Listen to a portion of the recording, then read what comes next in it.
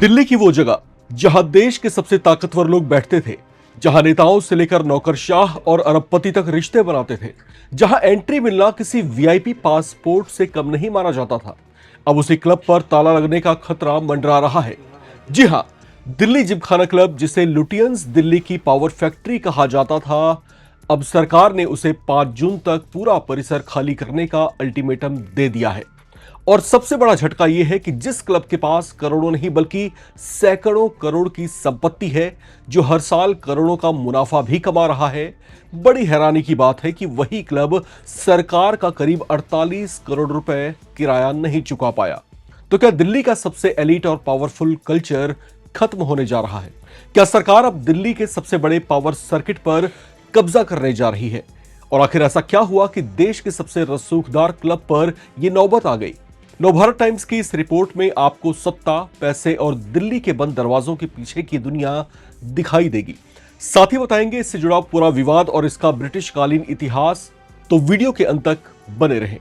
जिस क्लब को दिल्ली की ताकत, पहुंच और रसूख का प्रतीक माना जाता रहा है, दिल्ली का वही जिमखाना क्लब, जहां मेंबरशिप मिलना किसी आम आदमी के लिए सपना माना जाता था, जहां बड़े बड़े मंत्री, सांसद, आईएएस, आईपीएस अधिकारी, उद्योगपति और विदेशी राजनयिक तक आते रहे हैं, वही एलिट क्लब अब सरकार के निशाने पर है। केंद्र सरकार ने साफ आदेश दिया है कि 5 जून तक 27.3 एकड़ में फैले जिमखाना क्लब की जमीन को खाली कर दिया जाए। यह जमीन लुटियंस दिल्ली के सबसे प्राइम लोकेशन पर मौजूद है, संसद, साउथ ब्लॉक और प्रधानमंत्री आवास से बेहद करीब, यानी देश की सत्ता के सबसे बड़े गलियारों के बीच मौजूद वो जगह जहां सिर्फ खेल या मनोरंजन नहीं बल्कि रिलेशन, नेटवर्क और पॉलिटिकल, नॉन पॉलिटिकल इक्वेशन तैयार होते रहे हैं। लेकिन अब केंद्र ने कह दिया है कि यह जमीन उसे वापस चाहिए। सरकार का दावा है कि इलाके की स्ट्रेटेजिक इंपॉर्टेंस बढ़ चुकी है, लिहाजा रक्षा और प्रशासनिक जरूरतों के लिए इस जमीन की जरूरत है। आदेश में साफ कहा गया है कि अगर समय रहते क्लब ने परिसर खाली नहीं किया तो कानूनी कार्रवाई करते हुए कब्जा लिया जाएगा। लेकिन सवाल अब यह भी उठ रहा है कि ऐसी नौबत आई ही क्यों? बेहद रिच ये जिमखाना क्लब, जिसका 217 करोड़ निवेश बताया जाता है, वो सरकार के महज 48 करोड़ का बकाया क्यों नहीं चुका पाया? अब यहां कहानी और दिलचस्प हो जाती है, क्योंकि दिल्ली जिमखाना क्लब कोई घाटे में चल रही संस्था नहीं है। इसके वित्तीय रिकॉर्ड बताते हैं कि क्लब के पास पैसों की कोई कमी नहीं है। मार्च 2024 तक क्लब की नेटवर्थ करीब 129 करोड़ रुपए थी। क्लब ने लगभग 217 करोड़ रुपए म्यूचुअल फंड्स में निवेश कर रखे हैं। इसके अलावा 24 करोड़ रुपए से ज्यादा की बैंक एफडी और करोड़ों रुपए कैश बैंक खातों में मौजूद है। यानी क्लब के पास पैसा भी है, प्रॉपर्टी भी है और देश के सबसे ताकतवर लोग भी इससे जुड़े हुए हैं। फिर सवाल ये उठता है कि आखिर सरकार का 47.58 करोड़ रुपए किराया क्यों नहीं चुकाया गया? रिपोर्ट्स के मुताबिक सरकार पिछले 9 महीनों में 3 बार नोटिस भेज चुकी है, लेकिन मामला सिर्फ किराए का नहीं माना जा रहा। कई जानकार इसे दिल्ली की पुरानी एलीट पावर कल्चर पर सरकार की बड़ी कार्रवाई के तौर पर देख रहे हैं। दरअसल दिल्ली जिमखाना क्लब एक क्लब ही नहीं रहा, इसे लंबे समय से दिल्ली की पावर सर्किट का हिस्सा माना जाता है। यहां देश के बड़े फैसलों से जुड़े लोग आते रहे हैं।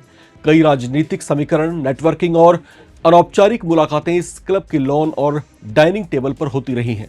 यही वजह है कि इसकी सदस्यता को एक स्टेटस सिंबल माना जाता था।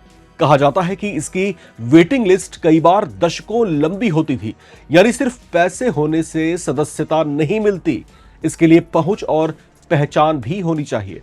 इस क्लब के अंदर प्रीमियम रेस्टोरेंट, बार और लाउंज, टेनिस और स्क्वैश कोर्ट, स्विमिंग पूल, घुड़सवारी और स्पोर्ट्स सुविधाएं, बड़े लॉन और प्राइवेट इवेंट स्पेस जैसी हाई एंड सुविधाएं भी मौजूद हैं।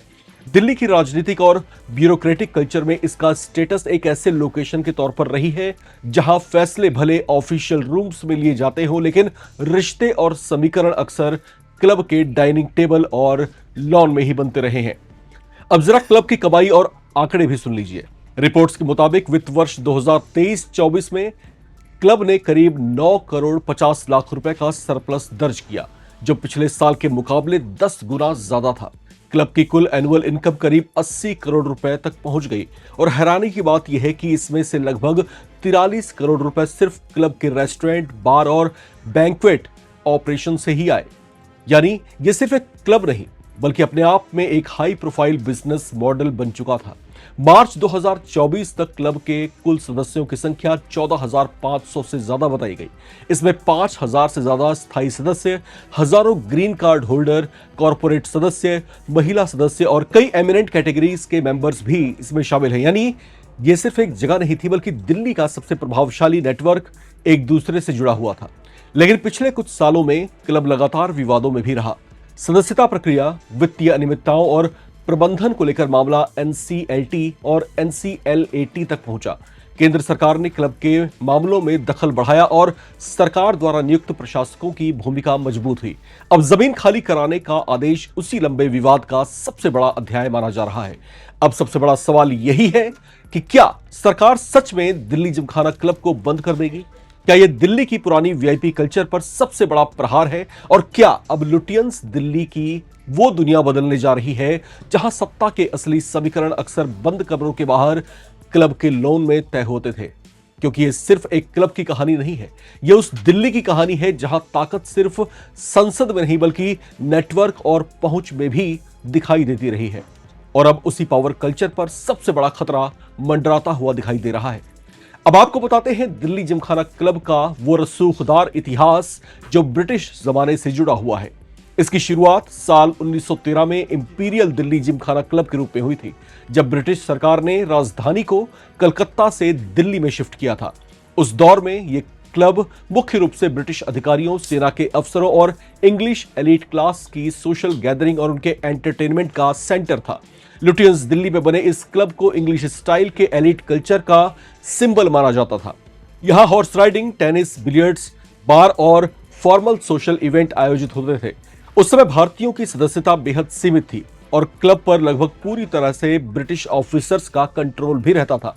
आजादी के बाद साल 1947 में इसका नाम बदलकर दिल्ली जिमखाना क्लब कर दिया गया।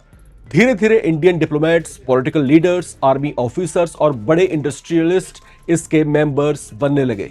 इसके बाद से ये दिल्ली की सत्ता, राजनीति और ब्यूरोक्रेसी के प्रभावशाली नेटवर्क का अहम हिस्सा बन गया। समय के साथ दिल्ली जिमखाना क्लब सिर्फ एक स्पोर्ट्स और सोशल क्लब नहीं रहा, बल्कि इसे दिल्ली की पावर सर्किट का सिंबल माना जाने लगा, जहां देश के कई बड़े राजनीतिक और प्रशासनिक समीकरण अनौपचारिक तौर पर बनते रहे। लेकिन अब बहुत जल्द इसकी ये पहचान और वजूद खत्म हो सकता है। चलते चलते एक सवाल नवभारत टाइम्स के तमाम दर्शकों से भी, क्या सरकार का दिल्ली जिमखाना क्लब की जमीन वापस लेने का फैसला सही है? क्या दिल्ली का वीआईपी और पावर सर्किट कल्चर अब खत्म होना चाहिए? कमेंट करके अपनी राय जरूर बताएं। चैनल को सब्सक्राइब करें ताकि आप ना रहे किसी खबर से बेखबर। देखते रहें नवभारत टाइम्स।